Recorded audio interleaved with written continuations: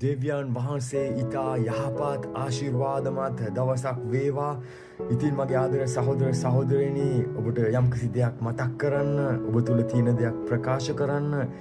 වචනය කියනවා මෙහෙම: තමන්ගේම රුධිරයෙන් මිලේට ගත්තා වූ තමන්ගේ සභාව පෝෂණය කරන්නට ශුද්ධාත්මයන් වහන්සේ යම් රැලක් නුඹලා නායකයන් කොට නියම කළ සේක්ද ඒ මුළු රැළ ගැනත් නුඹලා ගැනත් ප්‍රවේශම් වෙයල්ලා.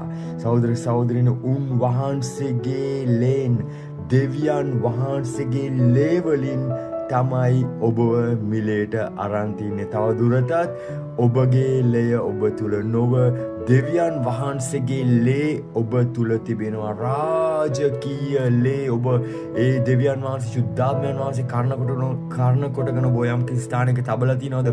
ඔබ දන්නවා නම් ඔබ කවුද කියලා. ඔබගේ බලයෙන්වත් ඔබගේ ශක්තියෙන්වත් ඔබ ආරක්ෂා වෙන්න ඕනේ.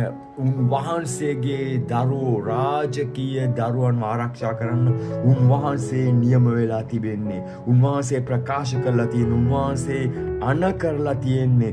ඒ වගේම උන්වහන්සේ කියනවා ගලාති පොතේ 3 වෙනි පරිච්ඡේදයේ 26 වෙනි පදය, ගලාති 3:26 වෙනි පදය, නුඹලා සියල්ලෝම ක්‍රිස්තුස් යේසුස් වහන්සේ තුල, යේසුස් වහන්සේ තුල ඇදහිල්ල කරන කොටගෙන දෙවියන් වහන්සේගේ පුත්‍රයෝ, ඇදහිල්ල කරන කොටගෙන දෙවියන් වහන්සේගේ පුත්‍රයෝ, නුඹලා සියල්ලෝම පුත්‍රයෝ. දෙවියන් වහන්සේ පුත්‍රයෝ නම් දෙවියන් වහන්සේගේ පුත්‍රයෝ, දෙවියන් වහන්සේ රජුන්ගේ රජ, උන්වහන්සේ තුල තියෙන රාජකීය ලේ. එනම් දෙවියන් වහන්සේගේ දරුවෝ තුල තිබෙන්නේ ඒ ලේමයි, රාජකීය ලේ. ඒ උන්වහන්සේ අපිව කැඳවලා තියෙන උන්වහන්සේගේ රාජ්‍යයට ඔබ රජදරුවෝ, ඔබ තුල ක්‍රියා කරන්නේ රාජකීය ලේ, රජුන්ගේ ලේ.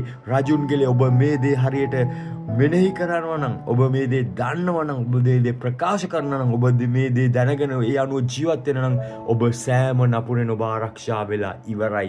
ඔබ ආරක්ෂා කරලා ඉවරයි. දෙවියන් වහන්සේගේ සියලු ආශිර්වාද, පුදුම ආශිර්වාද, මනුෂ්‍යයන්ට දෙන්න බැරි ආශිර්වාද, නියම කරපු සියලු ආශිර්වාද ඔබ සියලු දෙනා, අප සියලු දෙනා සමගම වේවා, ජේසුස් ක්‍රිස්තුස් වහන්සේගේම නාමයෙන්.